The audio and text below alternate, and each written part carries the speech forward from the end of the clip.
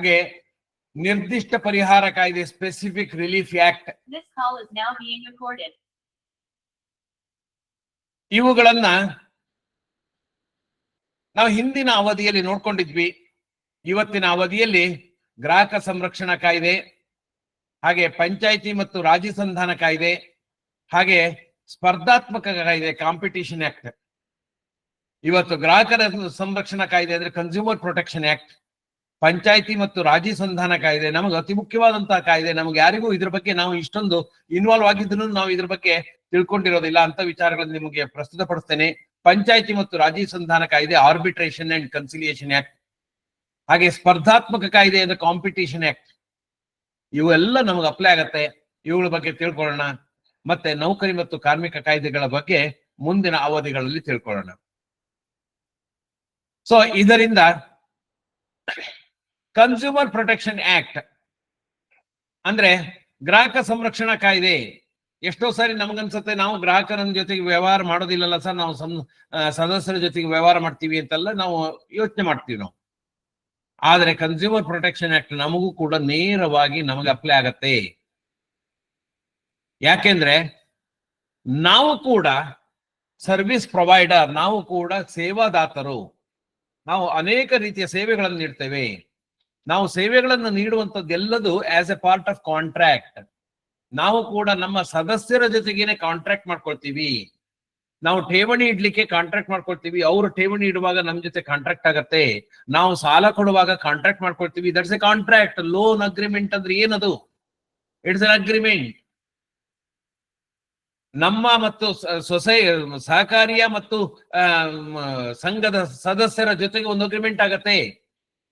ಆವಾಗ ಅವರು ಕೂಡ ಆ ಪ್ರಾಡಕ್ಟ್ ಅಥವಾ ಆ ಉತ್ಪನ್ನ ಏನಿದೆ, ನಮ್ಮ ಸಾಲದ ಉತ್ಪನ್ನ ಅಥವಾ ಸಾಲದ ಪ್ರಾಡಕ್ಟ್ ಏನಿದೆ, ಅದರ ಕನ್ಸ್ಯೂಮರ್ ಗ್ರಾಹಕರಾಗ್ತಾರೆ. ಹಾಗೆ ನಾವು ಕೊಡುವಂತಹ ಎಲ್ಲ ಸೇವೆಗಳು ಕೂಡ ಯಾರು ಪಡಿತಾರೋ ಅವರು ನಮಗೆ ಗ್ರಾಹಕರು. ನಾವು ಠೇವಣಿ ಸ್ವೀಕರಿಸಿದಿರ್ಬೋದು, ಸಾಲ ನೀಡೋದಿರ್ಬೋದು, ಇದಕ್ಕೆಲ್ಲ ನಾವು ಸುಮ್ಮನೆ ಒಂದು ಅಪ್ಲಿಕೇಶನ್ ತಗೊಳ್ತೀವಿ ಅಂತ ಹೇಳಿದ್ರೆ that will be an agreement. ಹಾಗಾಗಿ ನಮಗೆ ಕೋಆಪರೇಟಿವ್ ಸೊಸೈಟಿಗಳಿಗೆ ಕೂಡ ಕನ್ಸ್ಯೂಮರ್ ಪ್ರೊಟೆಕ್ಷನ್ ಆಕ್ಟ್ ಬರ್ತದೆ. ಯಾಕೆಂದ್ರೆ ಕೋಆಪರೇಟಿವ್ ಸೊಸೈಟೀಸ್, ಹೆಚ್ಚಿನ ಕೋಆಪರೇಟಿವ್ ಸೊಸೈಟೀಸ್ ಯಾರ್ಯಾರು ಮ್ಯಾನುಫ್ಯಾಕ್ಚರಿಂಗ್ ಅಲ್ಲಿ ಇದ್ದಾರೆ ಅವರೆಲ್ಲ ಖಂಡಿತ ಪ್ರೊಡಕ್ಷನ್ ಇದ್ರಲ್ಲಿ ಬರ್ತಾರೆ. Otherwise they are cooperative societies are service providers, ಸೇವಾದಾತರು. ನಾವು ಸೇವೆಯನ್ನು ನೀಡ್ತೇವೆ. ಹಾಗಾಗಿ ನಮಗೆ ಕೂಡ ಕನ್ಸ್ಯೂಮರ್ ಪ್ರೊಟೆಕ್ಷನ್ ಆಬ್ಲಿಗೇಷನ್ಸ್ ಬಂದೇ ಬರುತ್ತೆ. ನಾವು ಹೊಣೆಗಾರರಾಗ್ತೇವೆ. ಹಾಗಾಗಿ ನಮಗೆ ಕನ್ಸ್ಯೂಮರ್ ಪ್ರೊಟೆಕ್ಷನ್ ಆಬ್ಲಿಗೇಷನ್ಸ್ ಏನೇನಿದೆ, ಮತ್ತೆ ಈ ಕೋಆಪರೇಟಿವ್ ಸೊಸೈಟೀಸ್ ಸರ್ವಿಸ್ ಪ್ರೊವೈಡರ್ ಆಗಿ ನಾವು ಕೆಲಸ ಮಾಡ್ತೀವಿ. ಅದೇ ಪ್ರೊವೈಡಿಂಗ್ ಕ್ರೆಡಿಟ್ ಅಥವಾ ಮಾರ್ಕೆಟಿಂಗ್ ಆಫ್ ಅಗ್ರಿಕಲ್ಚರ್ ಪ್ರಾಡಕ್ಟ್ ಇರ್ಬೋದು, ಆಫರಿಂಗ್ ಇನ್ಶೂರೆನ್ಸ್. ನಾವು ಒಬ್ಬ ಸದಸ್ಯನಿಗೆ ಬೇರೆ ಬೇರೆ ರೀತಿಯ ಸರ್ವಿಸ್ ಕೊಡ್ಬೋದು. ನಾವು ಅವಾಗ ಬೇರೆ ಬೇರೆ ರೀತಿಯ ಗ್ರಾಹಕರಾಗ್ತಾರೆ ಅವರು. ಒಬ್ಬ ಸದಸ್ಯ ಒಂದೇ ತರ ಗ್ರಾಹಕನಾಗ್ಬೇಕು ಅಂತಿಲ್ಲ. ಸಾಲ ತಗೊಳ್ಳುವಾಗ ಅವನು ಒಂದು ರೀತಿಯ ಗ್ರಾಹಕನಾದರೆ, ಅವನು ಠೇವಣಿ ಇಟ್ಟಾಗ ಇನ್ನೊಂದು ರೀತಿಯ ಗ್ರಾಹಕನಾಗ್ತಾನೆ. ಹಾಗೆ ಅವನು ಮಾರ್ಕೆಟಿಂಗ್ ಯಾವುದೋ ಒಂದು ಅಗ್ರಿಕಲ್ಚರ್ ಪ್ರಾಡಕ್ಟ್ ನಮ್ ಜೊತೆಗೆ ಮಾರ್ತಾ ಇದ್ದಾನೆ, ತನ್ನ ಕೃಷಿ ಉತ್ಪನ್ನಗಳನ್ನು ಮಾರಾಟ ಮಾಡ್ತಾ ಇದ್ದಾನೆ ಅಂದ್ರೆ ಅದಕ್ಕೊಂದು ಅಗ್ರಿಮೆಂಟ್ ಆಗತ್ತೆ. ಅದಕ್ಕೆ ಬೇರೆ ತರದ ಗ್ರಾಹಕನಾಗ್ತಾನೆ. ಹಾಗೆ ಯಾವುದೇ ಇನ್ಶೂರೆನ್ಸ್ ಕೊಡ್ತೀವಿ ನಾವು ಅಂತ, ಇನ್ಶೂರೆನ್ಸ್ ಸೇವೆಯನ್ನು ನಾವು ಕೊಡ್ತಾ ಇದೀವಿ ಅಂತ ಹೇಳಿದ್ರು, ಅದು ಕೂಡ ನಾವು ಕೊಡುವಂತ ಸೇವೆ ಆಗತ್ತೆ. ಹಾಗಾಗಿ ಇದೆಲ್ಲದು ನಮ್ಮ ಕನ್ಸ್ಯೂಮರ್ ಇದರಲ್ಲಿ ಆಬ್ಲಿಗೇಷನ್ಸ್ ಅಲ್ಲಿ ಬರುತ್ತೆ. ನಾವು ಅವರೆಲ್ಲರೂ ನಮಗೆ ಕನ್ಸ್ಯೂಮರ್ಸ್ ಅಥವಾ ಗ್ರಾಹಕರಾಗ್ತಾರೆ. ಸೊ ಈ ಕಾರಣದಿಂದಾಗಿ ನಾವು ಕೂಡ ಕನ್ಸ್ಯೂಮರ್ ಪ್ರೊಟೆಕ್ಷನ್ ಆಕ್ಟ್ ಅಲ್ಲಿ ಬರ್ತೀವಿ. ನಾನು ಮುಂದೆ ಒಂದು ಸಾರಿ ತಗೊಳ್ತೀನಿ ಸ್ನೇಹಿತರೆ. ರೈಟ್ ಆಫ್ ಇದೇನು ರೈಟ್ ಟು ಇನ್ಫಾರ್ಮೇಶನ್ ಆಕ್ಟ್ ಬೇರೆ, ಕನ್ಸ್ಯೂಮರ್ ಪ್ರೊಟೆಕ್ಷನ್ ಆಕ್ಟ್ ಬೇರೆ. ಎಲ್ಲೋ ಒಂದ್ ಕಡೆ ಕನ್ಫ್ಯೂಷನ್ ಆಗಿ ಕೆಲವರು ನಾವು ಕನ್ಸ್ಯೂಮರ್ ಪ್ರೊಟೆಕ್ಷನ್ ಆಕ್ಟ್ ನಿಂದ ಹೊರಗಿದೀವಲ್ಲ ಸರ್, ಸುಪ್ರೀಂ ಕೋರ್ಟ್ ಜಡ್ಜ್ಮೆಂಟ್ ಇದೆ. ನನಗೆ ಸುಮಾರು ಜನ ಕೇಳ್ತಾರೆ, ಇಲ್ಲ ಕನ್ಸ್ಯೂಮರ್ ಪ್ರೊಟೆಕ್ಷನ್ ನಿಂದ ನೀವು ಹೊರಗಿಲ್ಲ, ನೀವು ಯಥಾವತ್ತಾಗಿ ಅನ್ವಯಿಸುತ್ತೆ. ರೈಟ್ ಟು ಇನ್ಫಾರ್ಮೇಶನ್ ಆಕ್ಟ್ ನಾನು ಇನ್ನೊಮ್ಮೆ ತಗೊಳ್ತೀನಿ. ಅದು ರೈಟ್ ಟು ಇನ್ಫಾರ್ಮೇಶನ್ ಆಕ್ಟ್ ಬಗ್ಗೆ ನಾನು ಒಂದು ಅವಧಿ ತಗೊಳ್ತೀನಿ, ಆವಾಗ ಹೇಳ್ತೀನಿ. ರೈಟ್ ಟು ಇನ್ಫಾರ್ಮೇಶನ್ ಆಕ್ಟ್ ನಮಗೆ ಅಪ್ಲೈ ಆಗೋದಿಲ್ಲ, ಪ್ರೊವೈಡೆಡ್ ಸರ್ಟನ್ ಸರ್ಕಮ್ಸ್ಟೆನ್ಸಸ್ ಅಲ್ಲಿ ಕಂಡೀಷನ್ಸ್ ಇದೆ. ಆದ್ರೆ ಕನ್ಸ್ಯೂಮರ್ ಪ್ರೊಟೆಕ್ಷನ್ ಆಕ್ಟ್ ನಮಗೆ ನೇರವಾಗಿ ಯಥಾವತ್ತಾಗಿ ಅನ್ವಯಿಸುತ್ತೆ. ನಾವು ಸದಸ್ಯರ ಜೊತೆ ವ್ಯವಹಾರ ಮಾಡಿದ್ರು ಕೂಡ ನಮ್ಗೆ ಅಪ್ಲೈ ಆಗತ್ತೆ. ಸದಸ್ಯರು ಕೂಡ ಗ್ರಾಹಕರಾಗ್ತಾರೆ. ಹಾಗಾಗಿ ನಮ್ಮ ಜವಾಬ್ದಾರಿಗಳು ಏನು ಅದನ್ನ ನಾವು ನೋಡ್ಕೊಳ್ಬೇಕಾಗತ್ತೆ. ನಾವು ಯಾವ ರೀತಿ ಸರ್ವಿಸ್ ಕೊಡ್ತೀವೋ ಅದಕ್ಕೆ ಆ ಸರ್ವಿಸಿನ ಪೂರ್ತಿ ಗ್ಯಾರಂಟಿ, ಸರ್ವಿಸ್ ಏನ್ ಕೊಡ್ತಾ ಇದೀವೋ ಅದ್ರ ಬಗ್ಗೆ, ಅದರ ಕ್ವಾಲಿಟಿ, ಗುಣಮಟ್ಟ ಇರ್ಬೋದು, ಅಥವಾ ಅದ್ರ ಬಗ್ಗೆ ಇರುವಂತಹ ಇನ್ಫಾರ್ಮೇಶನ್ ಏನಿದೆ ಅದು ಕರೆಕ್ಟ್ ಆಗಿ ಯಥಾವತ್ತಾಗಿರ್ಬೇಕು.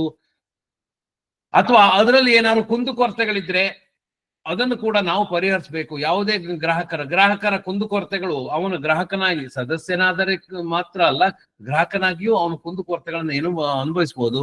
ಅಂತಹ ಕುಂದುಕೊರತೆಗಳನ್ನ ಪರಿಹರಿಸುವಂತಹ ಹೊಣೆಗಾರಿಕೆ ನಮ್ಮ ಮೇಲಿದೆ, ಸೇವಾದಾತರಾಗಿ, ಸರ್ವಿಸ್ ಪ್ರೊವೈಡರ್ಸ್ ಆಗಿ. ಹಾಗಾಗಿ ನಾವು ಕೂಡ ಯಾವುದೇ ಸರ್ವಿಸ್ ಕೊಡೋದಿದ್ರು ಒಂದು ಅಗ್ರಿಮೆಂಟ್ ಮಾಡ್ಕೊಳ್ತೀವಿ.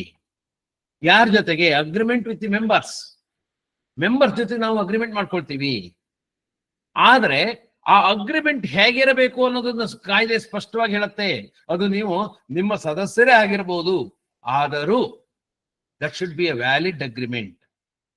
ಯಾಕೆ ಅಂದ್ರೆ ಕನ್ಸ್ಯೂಮರ್ ಪ್ರೊಟೆಕ್ಷನ್ ಆಕ್ಟ್ ಅಲ್ಲಿ what are the contents, what are the provisions of agreement ಅನ್ನೋದನ್ನ ಹೇಳ್ತದೆ. ಏನ್ ಹೇಳ್ತಾನೆ? ಫೈರ್ ಟರ್ಮ್ಸ್ ಅಂದ್ರೆ ಏನು ನಿಬಂಧನೆಗಳಾಗ್ತೀವಿ ಅದು ಉಚಿತ ಆಗಿರ್ಬೇಕು. ಉಚಿತ ಅಂದ್ರೆ ಅಪ್ರಾಪ್ರಿಯೇಟ್. ಉಚಿತ ಅಂದ್ರೆ ಫ್ರೀ ಅಂತಲ್ಲ, ಬೇರೆಯವರಿಗೂ ಅದು ಸಮಂಜಸ ಅನ್ಸ್ಬೇಕು. ಆ ರೀತಿಯ ಫೈರ್ ಟರ್ಮ್ಸ್ ಇರಬೇಕು. ಅಗ್ರಿಮೆಂಟ್ ಯಾವ ಮೆಂಬರ್ ಜೊತೆಗೆ ಇದ್ರೂ ಕೂಡ ಆ fire and transparent terms and conditions ಇರಬೇಕು, ಪಾರದರ್ಶಕವಾಗಿರ್ಬೇಕು. ಹಾಗೆ ಅದು ಸಮಂಜಸವಾಗಿರ್ಬೇಕು. ಏನೇನೋ ಕಂಡೀಷನ್ಸ್, ಅವನು ಲೋನ್ ತಗೊಳ್ಳಿಕ್ ಬಂದಿದ್ದಾನೆ ಅನ್ನೋ ಕಾರಣಕ್ಕೋಸ್ಕರ ಅವನು ಮುಂದೆ ಹರಾಸ್ಮೆಂಟ್ ಒಳಗಾಗಬಾರ್ದು. ಯಾವುದೇ ರೀತಿಯ ಹರಾಸ್ಮೆಂಟ್ ಅವನಿಗೆ ಆಗ್ಬಾರ್ದು. ಅವನಿಗೆ ಒಂದು ಫೈರ್ ಅಗ್ರಿಮೆಂಟ್ ಪಾಲಿಸಿ ಇದು ಮಾಡಬೇಕಾಗತ್ತೆ. ಹಾಗಾಗಿ ಫೈರ್ ಅಂದ್ರೆ ಸಮಂಜಸವಾದಂತಹ, ಉಚಿತವಾದಂತಹ, ಎಲ್ಲರೂ ಒಪ್ಪುವಂತಹ, ಎರಡು ಪಾರ್ಟಿ ಒಪ್ಪಿಗೆ ಆಗುವಂತದ್ದು.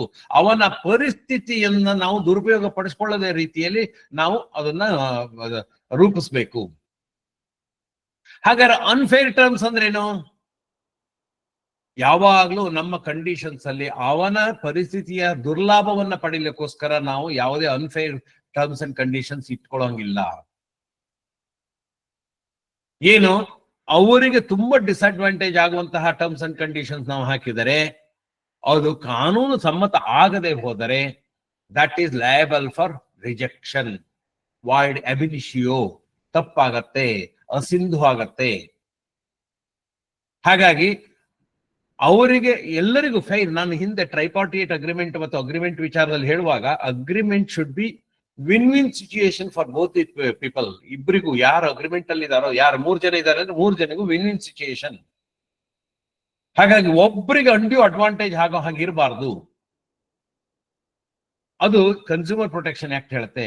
ಅದೇ ಕಾರಣಕ್ಕೋಸ್ಕರ ಕನ್ಸ್ಯೂಮರ್ ಪ್ರೊಟೆಕ್ಷನ್ ಆಕ್ಟ್ ಬಂದಿರುವಂತದ್ದು. ಮತ್ತೆ ಕ್ಲಿಯರ್ ಅಂಡ್ ಅಂಡರ್ಸ್ಟ್ಯಾಂಡಬಲ್ ಲ್ಯಾಂಗ್ವೇಜ್. ನೀವು ಭಾಷೆಯನ್ನು ಹೇಳುವಾಗ ಗೊಂದಲ ಇರಬಾರ್ದು, ಅದರಲ್ಲಿ ಸ್ಪಷ್ಟತೆ ಇರಬೇಕು, ಅದು ಅರ್ಥವಾಗುವ ರೀತಿಯಲ್ಲಿರ್ಬೇಕು. ಯಾವುದೇ ಅಗ್ರಿಮೆಂಟ್ ಅನ್ನು ಹಾಕಿದ್ರು ಅದು ಯಾರ ಅಗ್ರಿಮೆಂಟ್ ಎಂಟ್ರಿ ಆಗ್ತಾ ಇದಾರೋ ಅವರಿಗೆ ಗೊತ್ತಿರುವಂತಹ ಲ್ಯಾಂಗ್ವೇಜ್ ಅಲ್ಲಿ ಇರಬೇಕು. ಇಂಗ್ಲಿಷ್ ಅವನಿಗೆ ಗೊತ್ತಿಲ್ಲ, ಏನೇನೋ ಬರ್ಸ್ಕೊಂಡ್ವಿ, ನಾಳೆ ಅವನು ಸಾಹೇಬ್ರೆ ನನ್ಗೆ ಗೊತ್ತಿರ್ಲಿಲ್ಲ, ಏನೇನ್ ಬರ್ಸ್ಕೊಂಡಿದ್ದಾರೆ ಗೊತ್ತಿಲ್ಲ, ನನ್ ದುಡ್ಡಿನ ಅವಶ್ಯಕತೆ ಇತ್ತು, ನಾನು ಸೈನಾಕ್ ಹೋದೆ. If that is proved to be unfair, then entire agreement is liable for rejection, void ಆಗುವಂತ ಇದೆ. ಯಾಕಂದ್ರೆ ಅವನು ಅನಕ್ಷರಸ್ಥ, ಅವನೇ ಓದ್ ಬರುತ್ತೆ ಆದ್ರೆ ಇಂಗ್ಲಿಷ್ ಬರೋದಿಲ್ಲ, ಅರ್ಥ ಆಗೋದಿಲ್ಲ.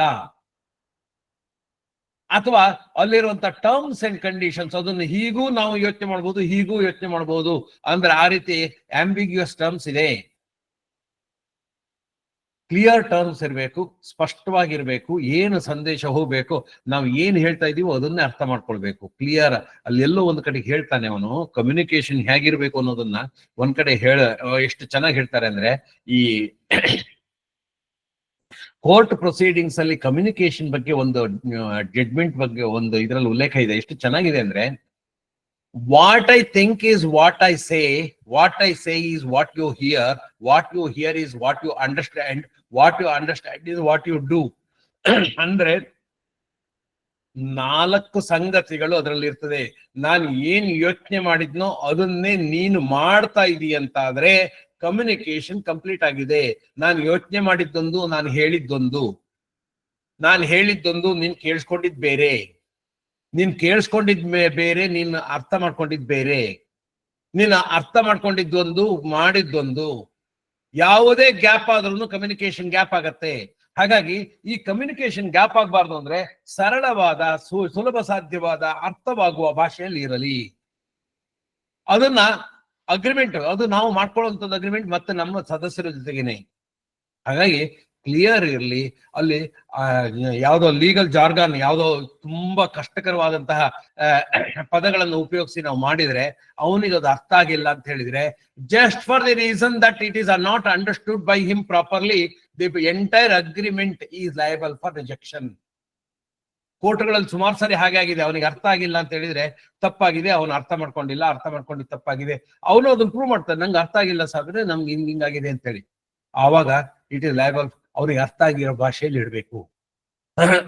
ಆಮೇಲೆ ಇನ್ನು ಅಗ್ರಿಮೆಂಟ್ ವಿತ್ ಮೆಂಬರ್ಸ್ ಆಯ್ತಲ್ಲ.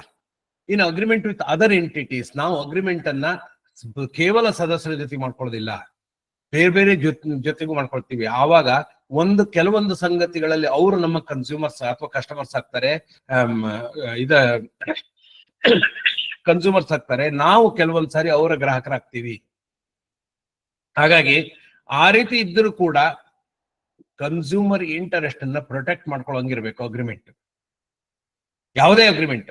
ನೀವು ಕೆಲವು ಸಾರಿ ಟ್ರೈಪಾರ್ಟಿಯೇಟ್ ಅಗ್ರಿಮೆಂಟ್ ಮಾಡ್ಕೊಳ್ತೀವಿ ಅಂತೇಳಿ ನಾವು ಒಂದು ವಿಮಾ ಏಜೆನ್ಸಿ ಅಗ್ರಿಮೆಂಟ್ ಮಾಡ್ಕೊಳ್ತೀವಿ. ಆ ಟ್ರೈಪಾರ್ಟಿಯೇಟ್ ಅಗ್ರಿಮೆಂಟ್ ಅಲ್ಲಿ ನಮ್ಮ ಸದಸ್ಯರ ಹಿತಾಸಕ್ತಿಯು ಅಡಗಿದೆ ಅಂದ್ರೆ ನಮ್ಮ ಸದಸ್ಯರ ಹಿತಾಸಕ್ತಿ ಇರಬೇಕು, ಅದು ಕಾಪಾಡಬೇಕು. ನಾವು ನಮ್ಮ ಸದಸ್ಯರ ಹಿತಾಸಕ್ತಿಗೆ ವಿರುದ್ಧವಾಗಿ ನಾವು ವಿಮಾ ಕಂಪನಿ ಜೊತೆಗೆ ಅಥವಾ ಇನ್ನೊಂದು ಯಾವ್ದೋ ಥರ್ಡ್ ಪಾರ್ಟಿ ಜೊತೆಗೆ ಅಗ್ರಿಮೆಂಟ್ ಮಾಡ್ಕೊಂಡಿದೀವಿ, ಆಮೇಲೆ ಇವರು ಅದರ ಸಂತ್ರಸ್ತರಾದರು ಅಂತ ಹೇಳಿದ್ರೆ that agreement is liable for rejection. Consumer protection act. ಯಾಕಂದ್ರೆ ಅಲ್ಟಿಮೇಟ್ಲಿ ಕನ್ಸ್ಯೂಮರ್ ಯಾರು? ನಾವಲ್ಲ, ನಾವು ಮೀಡಿಯೇಟರ್ ಅಥವಾ ಮಿಡಲ್ ಮೆನ್. ಕನ್ಸ್ಯೂಮರ್ ಅವನ ಹಿತಾಸಕ್ತಿಯನ್ನ ಕಡೆಗಣಿಸಿ ನಾವೇನಾದ್ರು ಅಗ್ರಿಮೆಂಟ್ ಮಾಡ್ಕೊಂಡಿದ್ದೆ ಆಯ್ತು ನಮ್ಮ ಸರ್ವಿಸ್ ಪ್ರೊವೈಡರ್ ಜೊತೆಗೆ, ಆವಾಗ ಅದು ಅವರ ಹಿತಾಸಕ್ತಿಗೆ ಮಾರಕ ಅಂತ ಆಯ್ತು ಅಂತ ಹೇಳಿದ್ರೆ then it is a void agreement, avoidable agreement. ಹಾಗಾಗಿ ಅದನ್ನು ನಾವು ಪರಿಗಣಿಸಬೇಕು. ನಾವು we should not enter into any other agreements with any other entity which is against the interest of our members. ಅದನ್ನ ಹೇಳ್ತಾನೆ ಕನ್ಸ್ಯೂಮರ್ ಪ್ರೊಟೆಕ್ಷನ್ ಆಕ್ಟ್ ಅಲ್ಲಿ. For example, sorry, ಒಂದು cooperative ಇದು ಯಾರ್ದೋ ಒಬ್ರು ಸಪ್ಲೈಯರ್ ಜೊತೆಗೆ ಇದು ಮಾಡ್ತಾರೆ. ಆದ್ರೆ ಆ ಸಪ್ಲೈ ಮಾಡುವಂತಹ ಐಟಮ್ ಏನಿರ್ತದೆ ಡಿಫೆಕ್ಟಿವ್ ಇರ್ತದೆ, ಗುಣಮಟ್ಟ ಚೆನ್ನಾಗಿರಲ್ಲ, ಅಥವಾ ಅಧಿಕ ಬೆಲೆ ಮಾಡ್ತಾ ಇದ್ದಾನೆ, ಅಥವಾ ಅದರಲ್ಲಿ ಏನೋ ಲೋಪದೋಷಗಳಿರತ್ತೆ. ಅಂತದನ್ನ ಸಪ್ಲೈ ಮಾಡ್ಲಿಕ್ಕೆ ನಾವು ಅವರ ಜೊತೆಗೆ ಅಗ್ರಿಮೆಂಟ್ ಮಾಡ್ಕೊಂಡಿದೀವಿ, ನೀವೆಲ್ಲ ತಗೊಳ್ಳಿ ಅಂತ ಹೇಳಿದ್ರೆ ತಪ್ಪಾಗತ್ತೆ. ಹಾಗಾಗಿ ಆ ಅಗ್ರಿಮೆಂಟ್ ಅನ್ನು ಮಾಡ್ಕೊಳ್ಳುವಾಗ, ಬೇರೆಯವ್ರ ಜೊತೆ ಅಗ್ರಿಮೆಂಟ್ ಮಾಡ್ಕೊಳ್ಳುವಾಗಲೂ ಕೂಡ who is the ultimate consumer, who will be the ultimate user of that product ಅನ್ನು ತಿಳ್ಕೊಂಡು ಅವರ ಹಿತಾಸಕ್ತಿಗಳನ್ನು ಕೂಡ ಕಾಪಾಡಿಕೊಳ್ಬೇಕಾಗತ್ತೆ. ಇನ್ನು ಅಕಸ್ಮಾತ್ ಇದರಲ್ಲಿ ಏನಾದ್ರೂ ಪ್ರಾಬ್ಲಮ್ ಅಂತು ಅಂದ್ರೆ ಏನ್ ಮೆಕ್ಯಾನಿಸಮ್ ಇದೆ? Yes, redressal of consumer grievances. ಗ್ರಾಹಕರ ದೂರುಗಳನ್ನ, ಗ್ರಾಹಕರ ಕುಂದುಕೊರತೆಗಳನ್ನ ಪರಿಹರಿಸಲಿಕ್ಕೋಸ್ಕರ ಒಂದು ವೇದಿಕೆ ಇದೆ. ಅದು ತುಂಬಾ ಚೆನ್ನಾಗಿ ಭಾರತದಲ್ಲಿ ಅದು ತುಂಬಾ ಚೆನ್ನಾಗಿ ನಿರ್ವಹಿಸ್ತಾ ಇದೆ. ಕೆಲವೊಂದು ಕಡೆ ಲೋಪದೋಷಗಳು ಸಣ್ಣ ಪುಟ್ಟ ಇದೆ. ಒಂದು efficient grievance redressal mechanism act ಅಲ್ಲಿ ತುಂಬಾ ಚೆನ್ನಾಗಿ ಹೇಳಿದ್ದಾನೆ. ಅದೇ ತರ ಆ ಗ್ರೀವೆನ್ಸ್ ರಿಡ್ರೆಸಲ್ ಮೆಕ್ಯಾನಿಸಮ್ ನಾವು ಕೂಡ ಅಳವಡಿಸ್ಕೊಳ್ಬೇಕು. ಯಾರ್ಯಾರು ಇದನ್ನ ಕನ್ಸ್ಯೂಮರ್ಗೆ ಪ್ರಾಡಕ್ಟ್ ಗಳನ್ನ ಸೇಲ್ ಮಾಡ್ತಾ ಇದ್ದಾರೆ ಅಥವಾ ಸರ್ವಿಸ್ ಕೊಡ್ತಾ ಇದ್ದಾರೆ, ಅವರು ಕನ್ಸ್ಯೂಮರ್ ಪ್ರೊಟೆಕ್ಷನ್ ಆಕ್ಟ್ ಹೇಳತ್ತೆ, ಸರ್ವಿಸ್ ಪ್ರೊವೈಡರ್ಸ್ ಇರ್ಬೋದು, ಗೂಡ್ಸ್ ಅನ್ನ ಸಪ್ಲೈಯರ್ ಇರ್ಬೋದು, they should have consumer grievances redressal mechanism. ಅದರಲ್ಲಿ ನೀವು ಪ್ರಾಡಕ್ಟ್ ಗಳಲ್ಲಿ ನೋಡಿದ್ರೆ ಗೊತ್ತಾಗುತ್ತೆ, ಕಸ್ಟಮರ್ ಕೇರ್ ಅಂತ ಒಂದು ನಂಬರ್ ಕೊಡಿ ಅಂತ ಕೇಳ್ತಾರೆ. That is compulsory. Packaging commodities act ಅಲ್ಲಿ ಹೇಳ್ತಾನೆ, ನೀವು ಏನಾದ್ರು ಪ್ಯಾಕೇಜಿಂಗ್ ಕಮಾಡಿಟೀಸ್ ಯಾವ್ದೋ ಒಂದು ಪ್ರಾಡಕ್ಟ್ ಅನ್ನ ನೀವು ಸೇಲ್ ಮಾಡ್ತಾ ಇದೀರಿ ಅಂದ್ರೆ ಅದ್ರಲ್ಲಿ ಏನಾದ್ರು ಡಿಫೆಕ್ಟ್ ಬಂದ್ರೆ ನಾನು ಯಾರನ್ನು ಕೇಳಬೇಕು ಅಂತೇಳಿ ನೀವು ಮೆನ್ಷನ್ ಮಾಡಿರ್ಬೇಕು. ಕಸ್ಟಮರ್ ಕೇರ್ ಅಂತೇಳಿ ಒಂದು ನಂಬರ್ ಕೊಡಬೇಕು. ಅಲ್ಲಿಗೆ ಅವರು ಏನಾದ್ರು ಕಂಪ್ಲೇಂಟ್ ಲಾಡ್ಜ್ ಮಾಡಿದ್ರೆ ಅದನ್ನ ಪ್ರಾಪರ್ ಮೆಕ್ಯಾನಿಸಮ್ ಇರಬೇಕು ಅದನ್ನ ರಿಡ್ರೆಸಲ್ ಮಾಡ್ಲಿಕ್ಕೆ. ನೀವು ದೊಡ್ಡ ದೊಡ್ಡ ಕಂಪನಿಯ ಪ್ರಾಡಕ್ಟ್ ನೋಡಿದಿರಿ. ಅದೇ ರೀತಿ ನಮ್ಮಲ್ಲೂ ಕೂಡ ಗ್ರಾಹಕರ ಕುಂದು ಕೊರತೆಗಳನ್ನ ನಿವಾರಿಸುವಂತಹ ಒಂದು ಪದ್ಧತಿ, ಒಂದು ವ್ಯವಸ್ಥೆ ಇರಬೇಕು.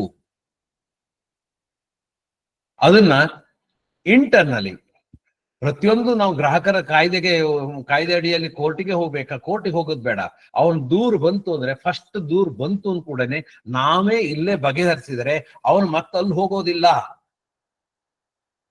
ಹಾಗಾಗಿ ನಮ್ಮಲ್ಲಿ ಒಂದು ಇಂಟರ್ನಲ್ ಮೆಕ್ಯಾನಿಸಮ್ ಇರಬೇಕು. ಯಾವುದೇ ದೂರುಗಳು ಬಂದ್ರೆ ಒಂದು ಅವನನ್ನು ಕನ್ವಿನ್ಸ್ ಮಾಡಬೇಕು, ಅಥವಾ ಅವನಿಗೆ ಏನ್ ಪರಿಹಾರ ಕೊಡ್ಬೋದು ಅದನ್ನ ಮಾಡ್ಬೇಕು.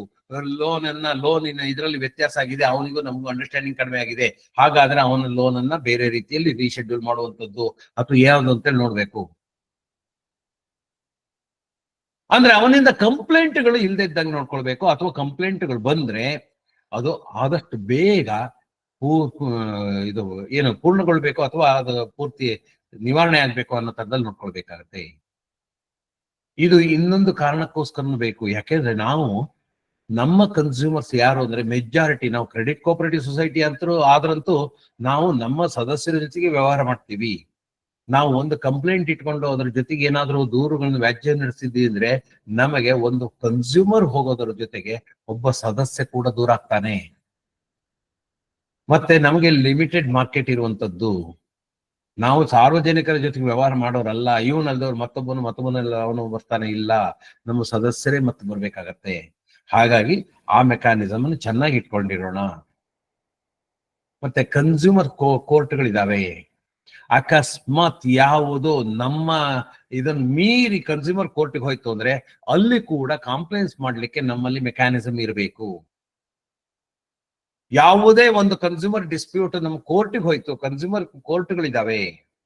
ಆ ಕೋರ್ಟ್ಗಳಿಗೆ ಹೋದ್ರೆ ಅಲ್ಲಿ ಏನ್ ಆರ್ಡರ್ ಬರುತ್ತೋ ಅದನ್ನ ಮೆಕ್ಯಾನಿಸಮ್ ನಮ್ಮ ಸೊಸೈಟಿಯಲ್ಲಿ ಅದು ಪಾಲಿಸುವಂತಹ, ಅದನ್ನ ನಿರ್ವಹಣೆ ಮಾಡುವಂತಹ ಒಂದು ಮೆಕ್ಯಾನಿಸಮ್ ನಮ್ಮಲ್ಲಿ ಇರಬೇಕು. ಅದರ ಅನುಪಾಲನೆ ಆಗ್ಬೇಕು ನಮ್ಮಲ್ಲಿ.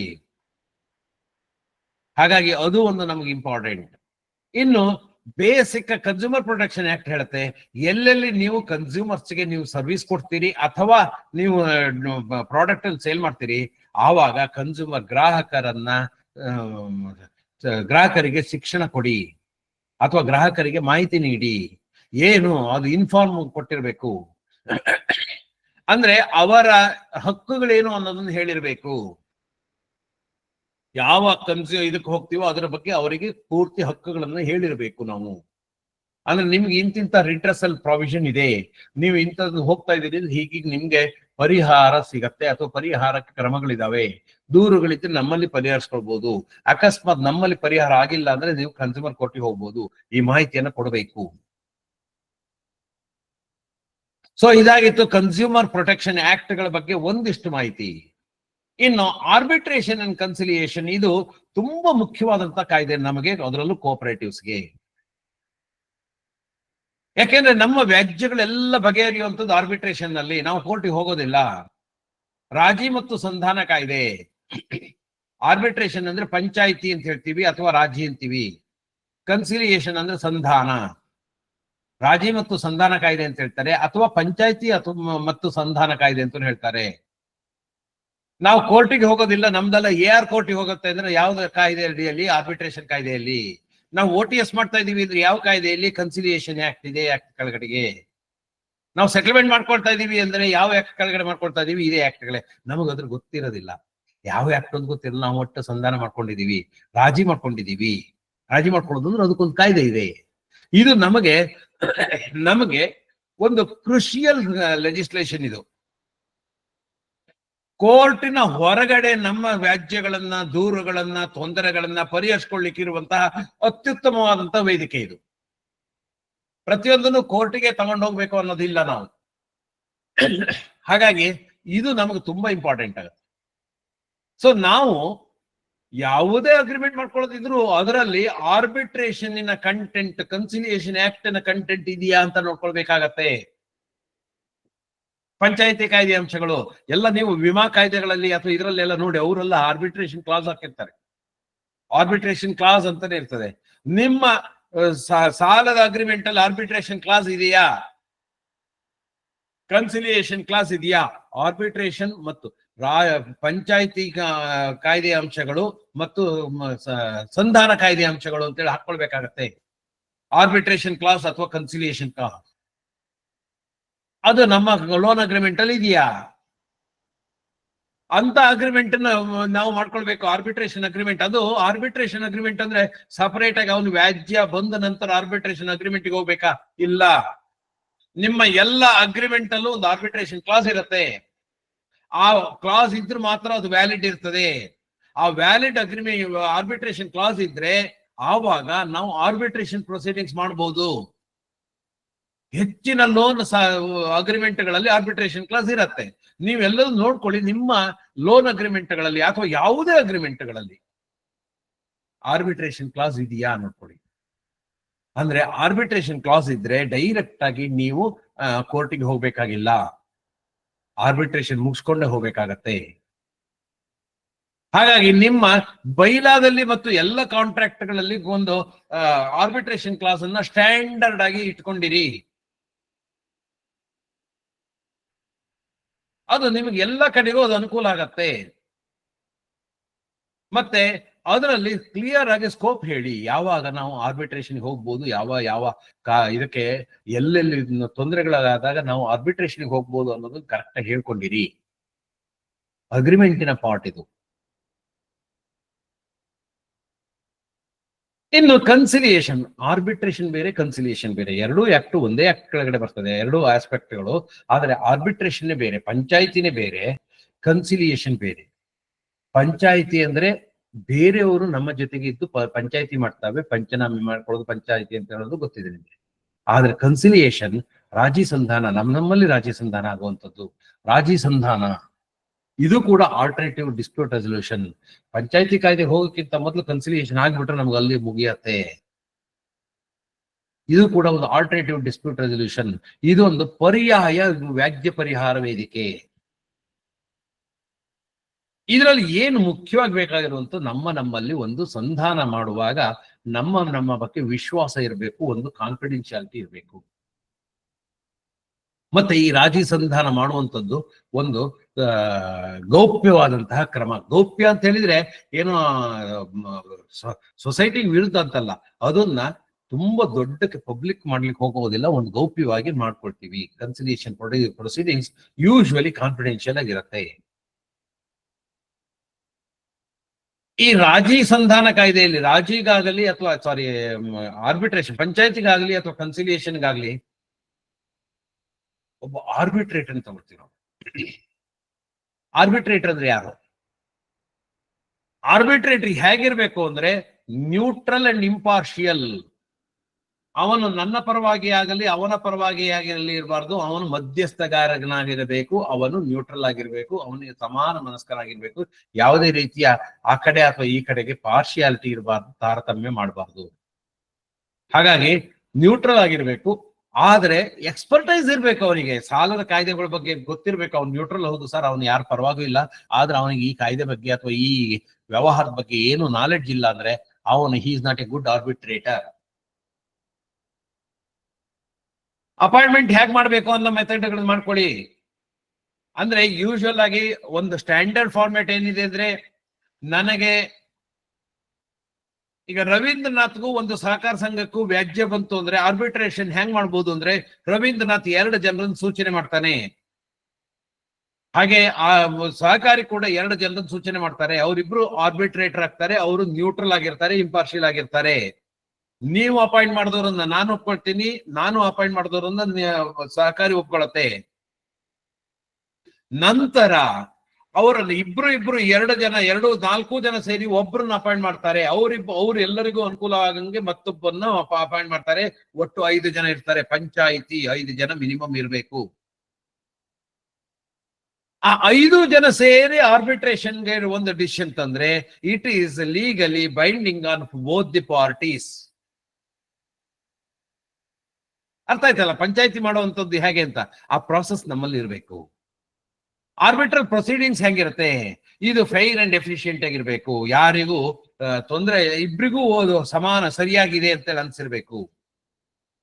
ಅಂದ್ರೆ ಅದಕ್ಕೋಸ್ಕರ ಇರುವಂತಹ ಕೆಲವೊಂದು ನಿಬಂಧನೆಗಳು, ನಿಯಮಗಳು ಇದಿದೆ.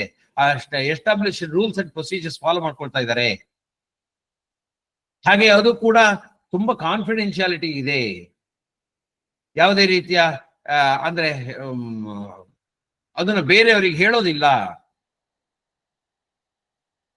ಅವಾರ್ಡ್ ಹೇಗಾಗತ್ತೆ? Arbitral award they are binding in by law. Arbitration ಅನ್ನ ನೀವು ಲೀಗಲ್ ಆಗಿ ಮೊದಲೇ ನಿಮ್ಮ ಅಗ್ರಿಮೆಂಟ್ ಅಲ್ಲಿ ಆರ್ಬಿಟ್ರೇಷನ್ ಕ್ಲಾಸ್ ಇದೆ. ಡಿಸ್ಪ್ಯೂಟ್ ಬಂದಾಗ ನೀವು ಆರ್ಬಿಟ್ರೇಷನ್ ಕ್ಲಾಸ್ ಅನ್ನು ಉಪಯೋಗಿಸ್ಕೊಂಡು ಆರ್ಬಿಟ್ರೇಷನ್ ಹೋಗಿದ್ದೀರಿ, ಅವರು ಕೂಡ ಒಪ್ಪಿದ್ದಾರೆ, ನೀವು ಕೂಡ ಒಪ್ಪಿದ್ದೀರಿ.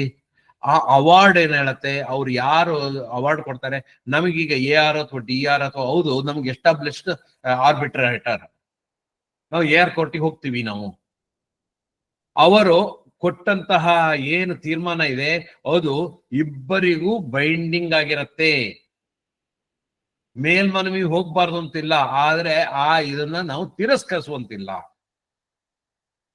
ಒಪ್ಪದೇ ಇರುವಂತದ್ದು ಬೇರೆ, ತಿರಸ್ಕರಿಸೋದು ಬೇರೆ. ನನಗೆ ಒಪ್ಪಿಗೆ ಆಗಿಲ್ಲ, ನಾನು ಮತ್ತೆ ಮೇಲ್ಮನವಿ ಹೋಗ್ತೀನಿ, ಆದ್ರೆ ತಿರಸ್ಕಾರ ಮಾಡುವಂತಿಲ್ಲ. ಯಾಕೆಂದ್ರೆ ನಾನು ಆರ್ಬಿಟ್ರೇಷನ್ ಅಗ್ರಿಮೆಂಟ್ ಒಪ್ಕೊಂಡಿದ್ದೀನಿ. ಅದನ್ನ ಎನ್ಫೋರ್ಸ್ಮೆಂಟ್ ಕೂಡ ಇರ್ತದೆ. ಅವ್ರು EP ಜಾರಿ ಮಾಡೋವರೆಗೂ ನಮಗೆ ಇದು ಕೊಡ್ತಾರೆ, ಆಮೇಲೆ ಎಕ್ಸಿಕ್ಯೂಷನ್ ಪ್ರಾಸೆಸ್ ನಾವು ಕೋರ್ಟ್ ಮೂಲಕ ಮಾಡ್ಕೊಳ್ತೀವಿ. So arbitral award it should be executable. So ಇದು ಇಷ್ಟು ಆರ್ಬಿಟ್ರೇಷನ್ ಬಗ್ಗೆ ಆಗಿತ್ತು. ಏನ್ ಅಡ್ವಾಂಟೇಜ್ ಇದಕ್ಕಿಂತ ಕೋಆಪರೇಟಿವ್ಸ್ಗೆ ಅಂದ್ರೆ, ಒಂದು ಎಫಿಷಿಯನ್ಸಿ. ನಾವು ಕೋರ್ಟಿಗೆ ಹೋದ್ರೆ ತುಂಬಾ ಲೇಟ್ ಆಗತ್ತೆ ಮತ್ತು ಕಾಸ್ಟ್ ಜಾಸ್ತಿ ಆಗತ್ತೆ. ಅಲ್ಲಿ ಸ್ಟ್ಯಾಂಪ್ ಡ್ಯೂಟಿ ಕಟ್ಟಬೇಕು, ಲಾಯರ್ ಇಡಬೇಕು, ನಾವೇ ವಾದ ಮಾಡ್ಲಿಕ್ಕೆ ಕಷ್ಟ. ಯಾಕೆಂದ್ರೆ ನಾವು ಕೋರ್ಟ್ ನಲ್ಲಿ ಕಟಕಟೆಯಲ್ಲಿ ನಿಂತ್ಕೊಂಡು ನಾವೇ ವಾದ ಮಾಡೋದು ಕಷ್ಟ. ಆಮೇಲೆ ತುಂಬಾ ಡಿಲೇ ಆಗತ್ತೆ. ಅದೇ AR ಕೋರ್ಟ್ ಅಲ್ಲಾದ್ರೆ ನಮಗೆ ಇದು ಈಸಿ. ನಮ್ದು ರೆಕಾರ್ಡ್ ನೋಡಿ ಅಲ್ಲಿ ಆಫೀಸರ್ ಏನ್ AR ಇರ್ತಾರೆ ಅಥವಾ DR ಇರ್ತಾರೆ, ದೇ ವಿಲ್ ಡಿಸೈಡ್. ಕಾಸ್ಟ್ ಕಡಿಮೆ, ನಮ್ಗೆ ಸ್ಟ್ಯಾಂಪ್ ಡ್ಯೂಟಿ ಇಲ್ಲ, ಕೋರ್ಟ್ ಫೀ ಇಲ್ಲ. ಕೋರ್ಟ್ ಫೀ ನಾಮಿನಲ್ 100, 200, 100, 500 ರೂಪಾಯಿ ಒಳಗಡೆ, ಎಷ್ಟೇ ದೊಡ್ಡ ಕೇಸ್ ಆದ್ರೂ. ಮತ್ತೆ ಫ್ಲೆಕ್ಸಿಬಿಲಿಟಿ ಇದೆ. ಅಂದ್ರೆ ಇದರಲ್ಲಿ ನಮಗೆ ಟರ್ಮ್ಸ್ ಅಂಡ್ ಪ್ರೊಸೀಜರ್ಸ್ ಅಲ್ಲಿ ನಮಗೆ ಚಾಯ್ಸ್ ಆಫ್ ಆರ್ಬಿಟ್ರರ್ಸ್ ಅಲ್ಲಿ ಫ್ಲೆಕ್ಸಿಬಿಲಿಟಿ ಇದೆ. ಹಾಗೆ ಇದು ಒಂದು ನಮಗೆ ಅನುಕೂಲ. ಮತ್ತೆ ಕಾನ್ಫಿಡೆನ್ಶಿಯಾಲಿಟಿ, ಇದೆಲ್ಲ ಕಾನ್ಫಿಡೆನ್ಶಿಯಲ್ ನಡೆಯುವಂತ ಒಂದು ಪ್ರಕ್ರಿಯೆ. ಹಾಗಾಗಿ ಇಲ್ಲಿ ನಾವು ನೋಡ್ಕೊಳ್ಬೇಕಾಗಿದ್ದೇನು, ಆರ್ಬಿಟ್ರೇಷನ್ ಅಗ್ರಿಮೆಂಟ್ ಅಲ್ಲಿ, ನಮ್ಮ ಅಗ್ರಿಮೆಂಟ್ ಅಲ್ಲಿ ಆರ್ಬಿಟ್ರೇಷನ್ ಕ್ಲಾಸ್ ಇರಬೇಕು. ಎಲ್ಲ ಕಾಂಟ್ರಾಕ್ಟ್ ಗಳಲ್ಲೂ ಒಂದು ಆರ್ಬಿಟ್ರೇಷನ್ ಕ್ಲಾಸ್ ಇಟ್ಕೊಂಡಿರಿ. ಮತ್ತೆ ಕನ್ಸಿಲಿಯೇಷನ್ಗೂ ಅವಕಾಶ ಇರಲಿ. ಅಲ್ಲಿ ಎರಡು ಬೇರೆ ಬೇರೆ ಆರ್ಬಿಟ್ರೇಷನ್ ಅಂಡ್ ಕನ್ಸಿಲಿಯೇಷನ್ ಇದ್ರು, ಪಂಚಾಯಿತಿ ಮತ್ತು ರಾಜಿ ಸಂಧಾನ. ರಾಜಿ ಸಂಧಾನ ಅಂದ್ರೆ ಕನ್ಸಿಲಿಯೇಷನ್, ಪಂಚಾಯಿತಿ ಅಂದ್ರೆ ಆರ್ಬಿಟ್ರೇಷನ್. ಅದು ಎರಡಕ್ಕೂ ಅವಕಾಶ ಇಟ್ಕೊಂಡಿರಿ. ಇದಿಷ್ಟನ್ನು ನಾವು ಕೋಆಪರೇಟಿವ್ಸ್ ಇಟ್ಕೊಳ್ಬೇಕಾಗಿರುವಂತದ್ದು. ಇನ್ನು ಮೂರನೇ ಕೊನೆಯ ಆಕ್ಟ್ಗೆ ಇವತ್ತು ನಾವು ಇದು ಮಾಡುವಂತದ್ದು ಕಾಂಪಿಟಿಷನ್ ಆಕ್ಟ್, ಸ್ಪರ್ಧಾತ್ಮಕ ಕಾಯ್ದೆ. ನಮ್ಗೆಲ್ಲೋ ಒಂದ್ಸರಿ ಅನ್ಸ್ಬಿಡತ್ತೆ ಈ ಸ್ಪರ್ಧಾತ್ಮಕ ಕಾಯ್ದೆ ಎಲ್ಲ ನಮ್ಗೆ ಅನ್ವಯಿಸೋದಿಲ್ಲ. ಇಲ್ಲ, ನಾನು ಇವತ್ತು ನಿಮ್ಗೆ ಹೇಳ್ತಾ ಇದ್ದೀನಿ ಇದಿಷ್ಟು ಹೇಗೆ ಅನ್ವಯಿಸ್ತಾ ಇದೆ ಅಂತ. ಸ್ನೇಹಿತರೆ, ಒಂದು ತಿಳ್ಕೊಳ್ಳಿ, ನಾನು ಇದಿಷ್ಟನ್ನು ಹೇಳಿರುವಂತದ್ದು ನಮಗೆ ನೇರವಾಗಿ ಈ ಎಲ್ಲ ಕಾಯ್ದೆಗಳು ಅನ್ವಯ ಆಗುವಂತದ್ದು ಮಾತ್ರ ನಾನು ತಗೊಂಡಿದ್ದೀನಿ. ಯಾವ ಕಾಯ್ದೆನೂ ನಮ್ಗೆ ಅನ್ವಯ ಆಗೋದಿಲ್ಲ ಅಂತಿಲ್ಲ. ಒಂದು ನಿಮಿಷ. ಹಾಗಾಗಿ ಕಾಂಪಿಟಿಷನ್ ಆಕ್ಟ್ ನಮ್ಗೆ ಅಪ್ಲೈ ಆಗತ್ತಾ ಸರ್? ಖಂಡಿತ. ಅದರ ಕಾಂಪಿಟಿಷನ್ ಆಕ್ಟ್ ನಾನು ಎಕ್ಸ್ಪ್ಲೇನ್ ಮಾಡಿದ ತಕ್ಷಣ ನಿಮ್ಗೆ ಗೊತ್ತಾಗತ್ತೆ ಏನ್ ಹೇಳುತ್ತೆ ಇದು. ಇದು ಕಾಂಪಿಟಿಷನ್ ಆಕ್ಟ್ ಏನ್ ಹೇಳುತ್ತೆ ಅಂದ್ರೆ, ಮಾರ್ಕೆಟ್ ನಲ್ಲಿ ಕಾಂಪಿಟಿಷನ್, ಸ್ಪರ್ಧೆಗಳನ್ನ ಉತ್ತೇಜನ ಮಾಡಬೇಕು, ಹಾಗೆ ಅದನ್ನು ಕಾಂಪಿಟಿಷನ್ ಒಂದು ಒಳ್ಳೆ ರೀತಿಯಲ್ಲಿ ಸಸ್ಟೈನ್ ಮಾಡಬೇಕು ಅನ್ನೋ ಕಾರಣಕ್ಕೋಸ್ಕರ ಮಾಡಿರುವಂತದ್ದು. ಮೂಲತಃ ಇದು ಬಿಸ್ನೆಸ್ ಹೌಸ್ಗೆ ಸಂಬಂಧಪಡತ್ತೆ. ಯಾಕೆಂದ್ರೆ ವ್ಯವಹಾರ ಮಾಡೋರಿಗೆ ಕಾಂಪಿಟಿಷನ್ ಏನಿದ್ರು ಅವ್ರಿಗೆ ಬರುತ್ತೆ. ಆದ್ರೆ ಕೋಆಪರೇಟಿವ್ ಸೊಸೈಟಿಗಳಿಗೂ ಕಾಂಪಿಟಿಷನ್ ಆಕ್ಟ್ ಅಪ್ಲೈ ಆಗುತ್ತೆ. ಹೇಗೆ ಅನ್ನೋದು ಹೇಳ್ತೀನಿ. ಸರ್ ನಾವೇನ್ ಕಾಂಪಿಟಿಷನ್ ಅಲ್ಲಿ ಇದೀವ ಸರ್, ನಾವು ನಮ್ಗೇನ್ ಅಪ್ಲೈ ಆಗೋದಿಲ್ಲ sir, we are unique and we have, ಅದೆಲ್ಲ ಹೇಳತ್ತೆ. ಆದರೂ ನಮಗೆ ಕಾಂಪಿಟೇಷನ್ ಆಕ್ಟ್ ನ ಯಾವ್ಯಾವ ಅಂಶಗಳು ಅನ್ವಯಿಸುತ್ತೆ ನೋಡ್ಕೊಂಡ್ರೆ ನಿಮಗೆ ಗೊತ್ತಾಗತ್ತೆ, ನಾವು ಕೂಡ ಕಾಂಪಿಟೇಷನ್ ಆಕ್ಟ್ ಕೆಳಗಡೆ ಬರ್ತೀವಿ. ಇದು ಕಾಂಪಿಟೇಷನ್ ಆಕ್ಟ್ ಮೊದಲೇ ಹೇಳ್ದಂಗೆ ಆಂಟಿ ಕಾಂಪಿಟೇಟಿವ್ ಪ್ರಾಕ್ಟೀಸಸ್ ನ ಅವಾಯ್ಡ್ ಮಾಡ್ಬೇಕು ಅಂತ. ಯಾವ್ದ್ಯಾವ್ದು ಆಂಟಿ ಕಾಂಪಿಟೇಷನ್ ಪ್ರಾಕ್ಟೀಸಸ್ ಅಂತೇಳಿ ನೋಡ್ಕೊಳ್ಳೋಣ. ನೋಡಿ ನಾನು ಹೇಳ್ತೀನಿ, ನಾನೊಂದಿಷ್ಟು ಎಕ್ಸಾಂಪಲ್ ಹೇಳ್ತೀನಿ, ಅವಾಗ ಹೌದಲ್ಲ ಸರ್ ನಮಗ ಅನ್ವಯಿಸತ್ತೆ ಅಂತ ಹೇಳುತ್ತೆ. ಹಾಗೆ ಯಾವ್ದ್ಯಾವ್ದು ನಮಗೆ ಕಾಂಪಿಟೇಷನ್ ಆಕ್ಟ್ ಅಲ್ಲಿ ಅಪ್ಲೈ ಆಗುತ್ತೆ, ಯಾವ್ದ್ಯಾವ್ದು ಆಗೋದಿಲ್ಲ ಅನ್ನೋದು ನೀವು ಅರ್ಥ ಮಾಡ್ಕೊಂಡ್ರೆ then you can come to the conclusion that whether competition act applies to us or not. ಅದನ್ನ ನಾವು ಅರ್ಥ ಮಾಡ್ಕೊಳ್ಳೋಣ. ಸೊ ಕೋಆಪರೇಟಿವ್ ಸೊಸೈಟೀಸ್ ಯೂಶುವಲಿ ನಮ್ಮ ಮೆಂಬರ್ಸ್ ಗಳಿಗೆ ನಾವು ಸೇವೆ ಕೊಡ್ಲಿಕ್ಕೋಸ್ಕರ ಮಾಡಿದೀವಿ, ಹೌದು. ಆದರೂ ನಮಗೆ ಈ ಆಕ್ಟ್ ಅಪ್ಲೈ ಆಗತ್ತೆ, ಯಾಕೆಂದ್ರೆ ಸರ್ಟನ್ ಕ್ಲಾಸಸ್ ನಮಗೆ ಅಪ್ಲೈ ಆಗತ್ತೆ. ಯಾವ್ದ್ಯಾವ್ದು ಅಪ್ಲೈ ಆಗತ್ತೆ ನೋಡ್ತಾ ಬರೋಣ. ಒಂದು, ಪ್ರೊಹಿಬಿಷನ್ ಟು ರೆಸ್ಟ್ರಿಕ್ಟ್ ಕಾಂಪಿಟಿಷನ್.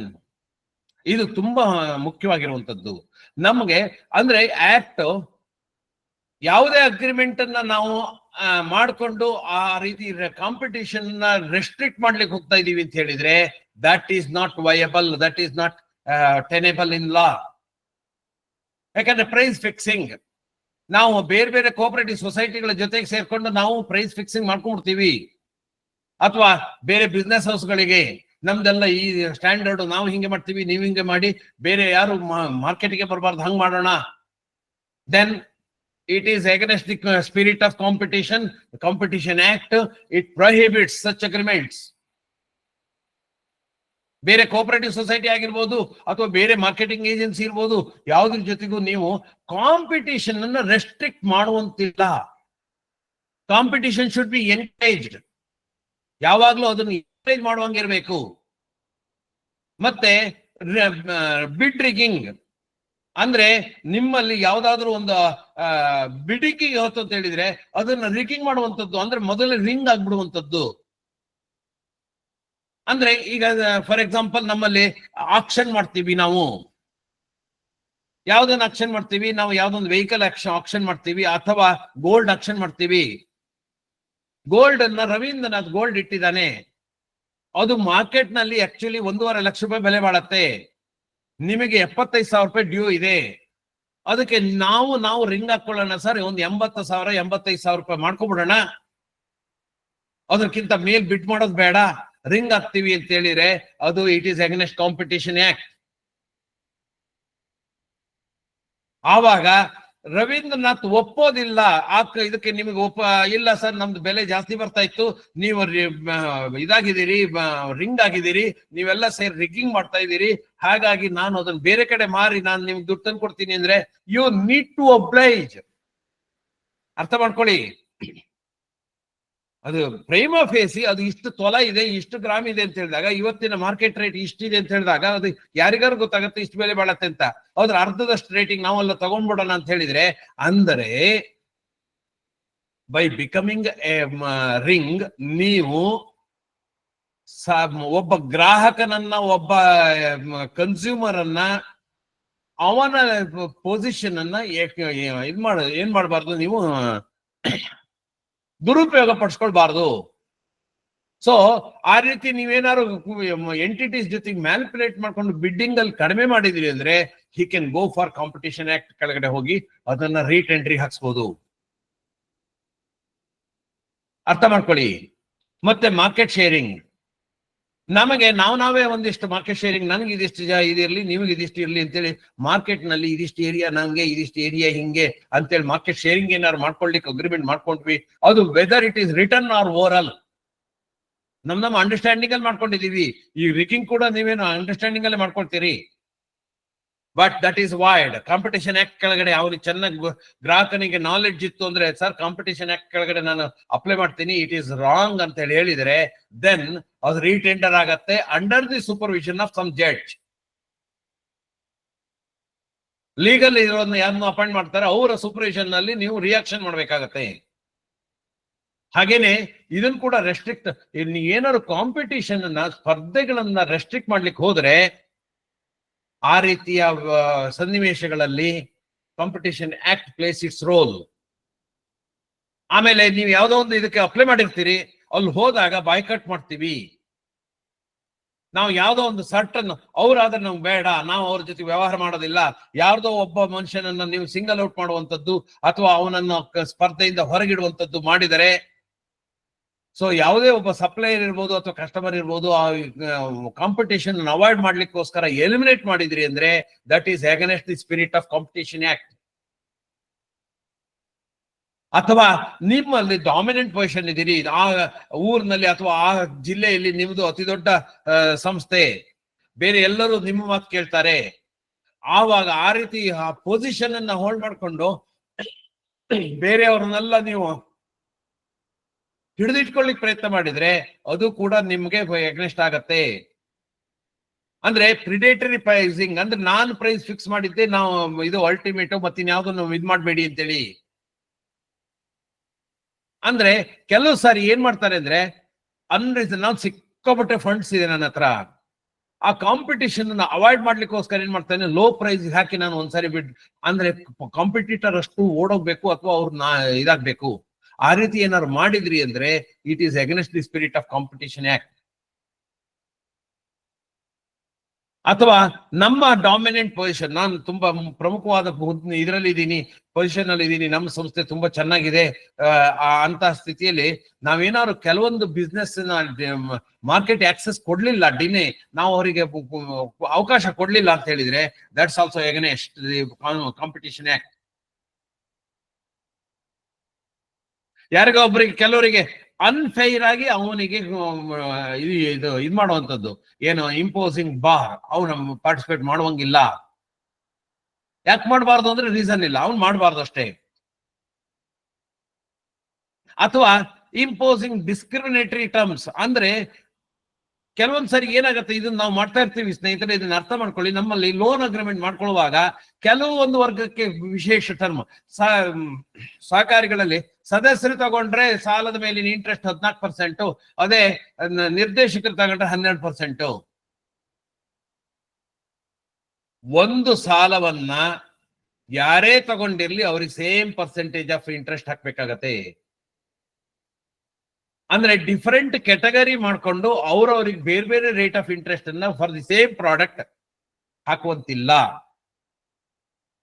ಅದೇ ಕೆಲವೊಮ್ಮೆ ಏನ ಮಾಡ್ಬೋದು ಅಂದ್ರೆ, ಈಗ ದೀಪಾವಳಿ ಸಮಯದಲ್ಲಿ ಯಾರ ಸಾಲ ತಗೊಳ್ತಾರೋ ಅವ್ರಿಗೆ 1% ಕಡಿಮೆ, ಅಲ್ಲಿ ಆ ಸಮಯಕ್ಕೆ ಸರಿಯಾಗಿ ನೀವು ಮಾಡಿದ್ರೆ ಅಷ್ಟೇ ಹೊರತು ಅದ್ರಲ್ಲಿ ದೀಪಾವಳಿ ಸಮಯದಲ್ಲಿ ನಿರ್ದೇಶಕರಿಗೆ ಮಾತ್ರ ಇಷ್ಟು, ಸದಸ್ಯರಿಗೆ ಅಷ್ಟು, ಯು ಕ್ಯಾನಾಟ್ ಡಿಸ್ಕ್ರಿಮಿನೇಟ್. ಅರ್ಥ ಆಗ್ತಾ ಇದೆ ಅನ್ಸುತ್ತೆ ನಮಗೆ. ಇದು ಈಗ ನೋಡಿ ನಿಮ್ಗೆ ಗೊತ್ತಾಗತ್ತೆ ಕಾಂಪಿಟೇಷನ್ ಆಕ್ಟ್ ನಮಗೆ ಹೇಗೆ ಇದಾಗತ್ತೆ ಅಂತ. ಬೇರೆ ಕೋಆಪರೇಟಿವ್ಸ್ ಜೊತೆಗೆ ಅಗ್ರಿಮೆಂಟ್ ಮಾಡ್ಕೊಳ್ಳುವಾಗ್ಲೂ ನಾವು ಕೋಆಪರೇಟಿವ್ಸ್ ಯಾವ್ದನ್ನ ನೋಡ್ಬೇಕು ಅಂದ್ರೆ, ಅದು ಯಾವ್ದು ಕಾಂಪಿಟೇಷನ್, ನಾವು ಯಾವ್ದೋ ಒಂದು ಇದ್ರ ಜೊತೆ ಅಗ್ರಿಮೆಂಟ್ ಮಾಡ್ಕೊಳ್ತಾ ಇದೀವಿ ಅಂದ್ರೆ they should not also violate the principles of competition act. ಇಲ್ಲದೆ ಹೋದ್ರೆ ನೀವು ತಗೊಳ್ಳುವಂತಹ ಬೆನಿಫಿಟ್ ಅಥವಾ ನೀವು ತಗೊಳ್ಳುವಂತಹ ಪ್ರಾಡಕ್ಟ್ಗಳು ಇಟ್ ವಿಲ್ ಬಿ ಅನ್ಸರ್ವಿಸಬಲ್. ಹಾಗಾಗಿ ಅಗ್ರಿಮೆಂಟ್ ವಿತ್ ಅದರ್ ಕೋಆಪರೇಟಿವ್ಸ್ ಇರ್ಬೋದು ಅಥವಾ ಬೇರೆ ಬಿಸ್ನೆಸಸ್ ಇರ್ಬೋದು, ಅದೆಲ್ಲದೂ ನಾವು ನೋಡ್ಕೊಳ್ಬೇಕಾಗತ್ತೆ. ಮತ್ತೆ last but not the list, ನೀವು ಏನೇ ಅಗ್ರಿಮೆಂಟ್ ಮಾಡ್ಕೊಳ್ಳಿ, ಅದರಲ್ಲಿ ಮೇಜರ್ ಕನ್ಸಿಡರೇಷನ್ ಏನಿರಬೇಕು ಅಂದ್ರೆ members interest. Ultimately members interest should be protected. ಎರಡನೇದು, ಯಾವುದೇ ಅಗ್ರಿಮೆಂಟ್ ಆದ್ರೂ ಕಾಂಪ್ಲಯನ್ಸಸ್ ಇರಬೇಕು. ಯಾವುದೇ ಶಾಸನಾತ್ಮಕ ಪ್ರಕ್ರಿಯೆಗಳಿಗೆ ವಿರುದ್ಧವಾದ ಪ್ರಕ್ರಿಯೆಗಳನ್ನು ಮಾಡುವಂತಿಲ್ಲ. ಅನುಪಾಲನೆಗಳನ್ನು ನಾವು ಸರಿಯಾಗಿ ಮಾಡಬೇಕು. ಯಾವುದೇ ಇದರಲ್ಲೂ ನಾವು ಅನುಪಾಲನೆಗಳಿಗೆ ಮಹತ್ವ ಕೊಡಬೇಕು. ಸಪೋಸ್ ಇದರಲ್ಲಿ ಏನಾದ್ರು ಡೌಟ್ ಬಂದ್ರೆ there is a free forum, ವೇದಿಕೆ ಇದೆ. ಏನ್ ಹೇಳುತ್ತೆ, CCI ಅಂತ, ಕಾಂಪಿಟೇಷನ್ ಕಮಿಷನ್ ಆಫ್ ಇಂಡಿಯಾ ಅಂತ ಹೇಳಿದೆ.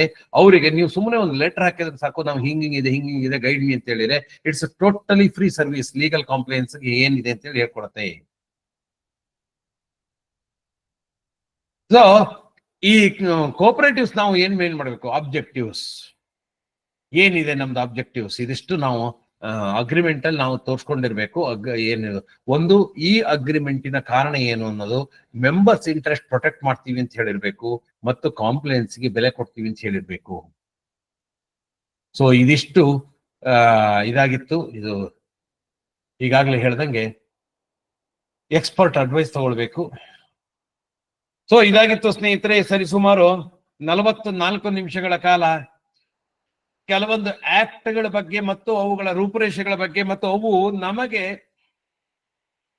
ಯಾವ ರೀತಿ ರೆಲೆವೆಂಟ್ ಅಥವಾ ಅನ್ವಯ ಆಗತ್ತೆ ನಮಗೆ ಅಂದ್ರೆ ಕೋಆಪರೇಟಿವ್ ಸೊಸೈಟಿಗಳಿಗೆ, ನಮ್ಮ ಸಹಕಾರ ಸಂಘಗಳಿಗೆ ಯಾವ ರೀತಿ ಅನ್ವಯ ಆಗತ್ತೆ ಅನ್ನೋದನ್ನ ನಾನು ನಿಮ್ಗೆ ತಿಳಿಸ್ಕೊಡುವಂತ ಒಂದು ಪ್ರಯತ್ನ ಮಾಡಿದ್ದೀನಿ. ಇವತ್ತಿನ ಅವಧಿಯನ್ನು ಮುಕ್ತಾಯ ಮಾಡ್ಲಿಕ್ಕೆ ನಿಮ್ಮೆಲ್ಲರ ಅನುಮತಿಯನ್ನು ಕೇಳ್ತಾ ಇದ್ದೀನಿ.